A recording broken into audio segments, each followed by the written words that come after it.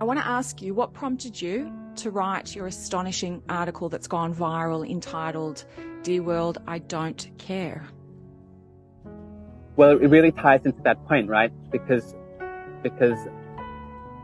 at some point as Jews and as Israelis, right, after you try so hard and you work so hard to forge those alliances, and then you see how deep the betrayal is, you talk about the silence that hurts so much, you just realize that you come to that very sad, unfortunate realization that perhaps all those allies don't have your best interests at heart. Perhaps they weren't such good friends to begin with.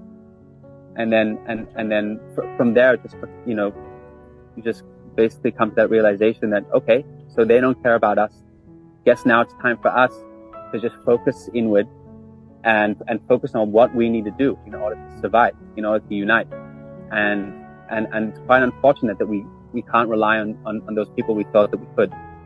So meaningful. And I was going to say, on my podcast, I often quote guests' written works, but they're usually in a memoir form. I don't ordinarily quote articles, but yours is so exceptional and so erudite. I hope you will indulge me if I quote you back to you, because what I'd love you to do is maybe explicate what went through your mind when you wrote certain stanzas in this incredible piece. Here goes.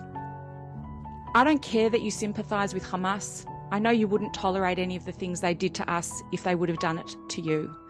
I don't care that you're outraged by Israel's response to the massacre more than the massacre itself. I know you would do everything to eliminate such pure evil if you experienced it yourself. Yeah, that's like that harsh realization that it's almost like it's either ignorance or it's malice. Like either you don't know what happened because for whatever reason there wasn't any media coverage on it, or it wasn't, you know what I mean? Or you just like, you have your blinders on or it's like malice, like you refuse to believe that it happens, it doesn't fit your narrative, or you deny it outright as Zionist Israeli propaganda, like, oh, those Jews are just trying to play victim again in order to achieve something, right? So it's either ignorance or it's malice, and it's really, it hurts, it's so painful and it hurts. Like we've, here in Israel, we've seen it with our own eyes.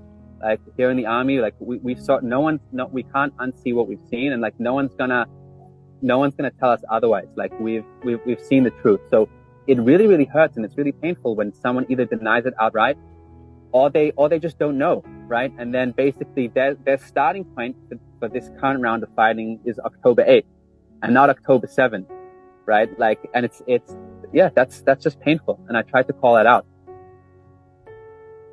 You also go on to say, which was really, really striking for me, and also something that I've been championing too, I don't care that you've rallied for Palestine as part of your march for LGBTQ rights, trans rights, workers' rights, socialism, climate change, intersectionality, Black Lives Matter, fighting Islamophobia, and all forms of racism. Your gullibility would be laughable if it wasn't so hypocritical. None of those things exist under Hamas. Yeah, that says it all. What was burning in your core that made you have to express that? Well, it's almost this inexplicability that you have this alliance of, on the one hand, people who rally under the banner of human rights and all of these progressive values and all these progressive movements, and they're basically allied with a totalitarian Islamist regime that doesn't even hide its aims, not just to wipe out all Jews, but also to go after the West. So you think to yourself, like, how is this even possible? Like, if you truly care about human rights, right, and you're a principled person, how can you not see what Hamas stands for? How can you not see what they did? It just makes no sense. So there's this either gullibility on one side of like, perhaps they don't know, like maybe they're living under some rock, right? Maybe there's no media coverage because they're just getting all their news every day from the New York Times and CNN and BBC, which is just focused on showing Israel as the aggressor and Palestinians as the victim. So Palestinians are unable, Palestinians have no agency, and the narrative goes, so they can only be a victim, therefore only Israel can oppress. So there's like either the gullibility or there's a hypocrisy. whereby their humanity is selective, right? Human rights only apply to people that they decide it applies to, and not to everyone. It doesn't apply to Jews and doesn't apply to Israelis. You conclude this masterful piece by saying, "World, for so long, I really deeply cared. I cared about fitting in. I cared about what you think. I cared about being a model citizen. I cared about setting a personal example of how a tiny people in a tough neighbourhood could still be a light unto the nations. How the world's oldest minority, now a majority here, could treat its own internal minorities par excellence amidst the complicated and messy reality of ethnic conflict. How we could painfully dismember parts of our homeland and offer them on the platter of peace to Palestinians that want neither peace nor some parts of it. They want all of it. How we could dazzle you with USB sticks, drip irrigation, operating system kernels, Nobel Prize winners, swallowable medical cameras, deep tech, quantum mechanics, generative AI, and cures for disease. But now I'm finally accepting that you don't care. You never did. You don't see and you don't hear, and because I cared about what you think so much, that deeply hurts. But you don't have my best interests at heart. You take issue with my base identity, with what I represent. Don't expect me to wait for your approval this time. It doesn't matter what I do. You're not going to change. It doesn't matter how I act, because your issue is with who I am. Now I'm going to block out your noise and do what it takes to win this war. Today, finally, I no longer care." I don't think that was easy for you to write, because I don't think that was easy for you to feel.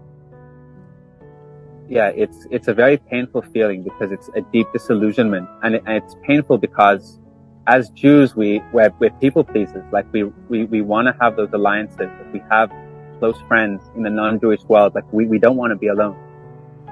There's this prophecy in the Torah. Our adversary Bilam, the non-Jewish prophet, he says, like, this is a nation that stands alone. It's destined to dwell alone. And almost like our push as Jews is to almost counteract that. Like, no, we don't want to be alone. We want to be citizens of the world. We want to be part of it. We want that acceptance. We want to be loved, and we want to love. But then there's this striking moment of like just that cruel anti-Semitism. And I'm not even talking about, I'm saying like on the streets of Sydney, like protesters two days after the massacres singing "Gas the Jews" in front of the Sydney Opera House. And you just think like, that's just so shocking. Like we want to be your friends, but you don't want to be our friends.